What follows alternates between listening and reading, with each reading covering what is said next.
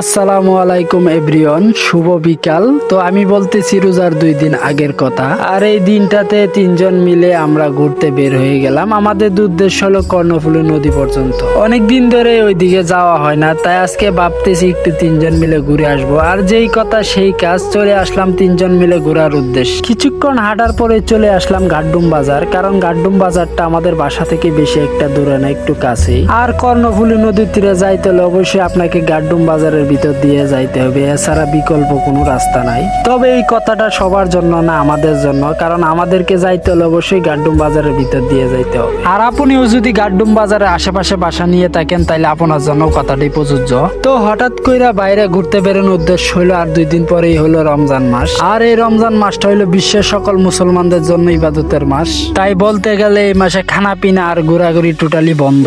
যেই কারণে আমরা 3জন বেরিয়ে পড়লাম 2 দিন আগেই ঘুরে আসার জন্য।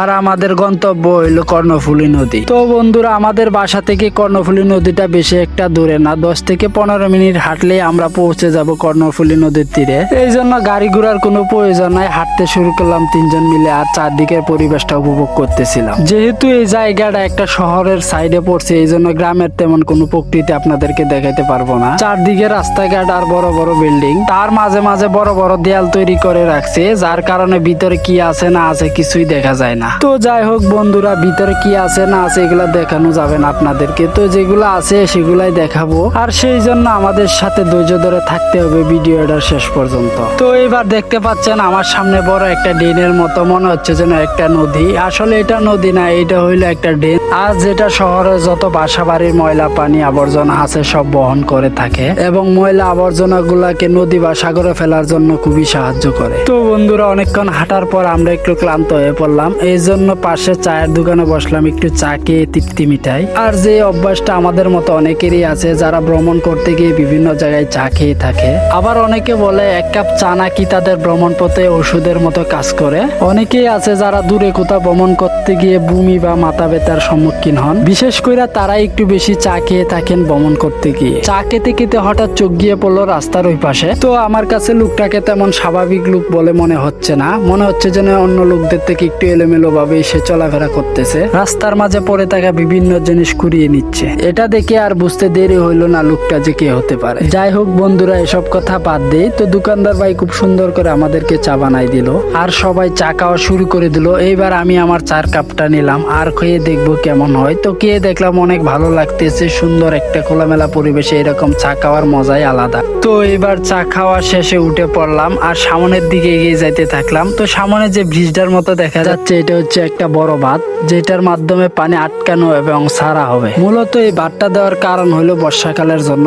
আর বর্ষাকালে যখন নদীতে বেশি পরিমাণে জোয়ার ভাটা দেখা দেয়, জোয়ারের অতিরিক্ত পানি এসে ঢুকে যায় রাস্তাঘাট এবং বাসাবাড়ি, তখন রাস্তাঘাটে পানিতে একদম কানায় কানায় ভরে যায়, এমনকি বাসা বাড়িতেও পানি ওঠে, যার ফলে মানুষের জীবনযাত্রায় বিভিন্ন ধরনের সমস্যার সৃষ্টি হয়। এই জন্য মূলত এই কাজটা করা হইতেছে। আর এটা এখনো প্রায় শেষ হয় নাই, নতুন কাজ ধরছে, কিছুদিন হয়েছে। তো যাই হোক বন্ধুরা, অবশেষে দেখতে দেখতে আর বলতে বলতে আমরা চলে আসলাম কর্ণফুলী নদীর তীরে, যেই নদীর কথা আমি শুরু থেকে বলে আসতেছিলাম। তো এই হলো কর্ণফুলী নদী। আর এই নদীটা দেখতে ছোট মনে হলেও এটাতে যখন জোয়ার আসে তখন অনেক বড় হয়ে যায়। আর এই নদীটা পারাপারের জন্য খেয়াঘাট আছে, এখান দিয়ে মানুষ এপার থেকে ওপারে যাতায়াত করে। আর বর্তমানে এই নদীতে একটা বড় ব্রিজও হয়েছে, যেটাকে বলে নতুন ব্রিজ। তো এই ব্রিজ দিয়ে যাওয়া সবার পক্ষে সম্ভব না, কারণ কেউ আছে এখান দিয়ে গেলে তাদের জন্য সুবিধা হয়, এই জন্য অনেকে এদিক দিয়ে এপার ওপার হয়ে যায়।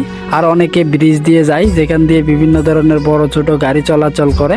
তো যেটা দিয়ে যাওয়া সবার জন্য উপযোগী হয়ে পড়ে না। আসুন আমরা একটু নিচের দিকে যাই। তো আমরা যে পাইপটার উপর উঠতেছি এখন, এই পাইপটা হচ্ছে কোনো পানির পাইপ না, এগুলো হচ্ছে তেল গ্যাস মোবিল, যেগুলো বিদেশ থেকে জাহাজে করে আসে। আর এই পাইপগুলোর মাধ্যমে আনলোড করা হয় এবং কারখানায় নিয়ে যাওয়া হয়। ওই যে দেখতে পাচ্ছেন দূরে বড় বড় কেরিং গুলা, আর এগুলোর সাহায্যে পাইপগুলোকে আলগিয়ে নিয়ে জাহাজের মধ্যে ফিট করা হয়। এরপর বড় বড় মেশিনের সাহায্যে জাহাজ থেকে তেল মোবিল গুলো আনলোড করা হয়। তো বন্ধুরা, আজকে ঘাটে এসে বড় কোনো জাহাজ দেখতে পাচ্ছি না, কারণ শুনছি এক একটা মালবাহী জাহাজ বিদেশ থেকে আসতে প্রায় মাস 15 দিন সময় লেগে যায়। এই জন্য মূলত আজকে কোনো জাহাজ মনে হয় আমাদের চোখের সামনে পড়েনি। তো যাই হোক, মাঝে মধ্যে আসলে দেখি যে বড় বড় জাহাজ তেল আনলোড করতেছে, খুবই ভালো লাগে দেখতে। একবার তো আমি জাহাজের উপর দাঁড়িয়ে দেখা কিছু লোকদেরকে দেখে একদম অবাক হয়ে পড়ছিলাম, কারণ এর আগে আমি যখন একবার আসছিলাম প্রায় ঘন্টাখানেক এখানে বসেছিলাম। আর বসে বসে ওই জাহাজওয়ালা লোকগুলার দিকে ফলো করছিলাম।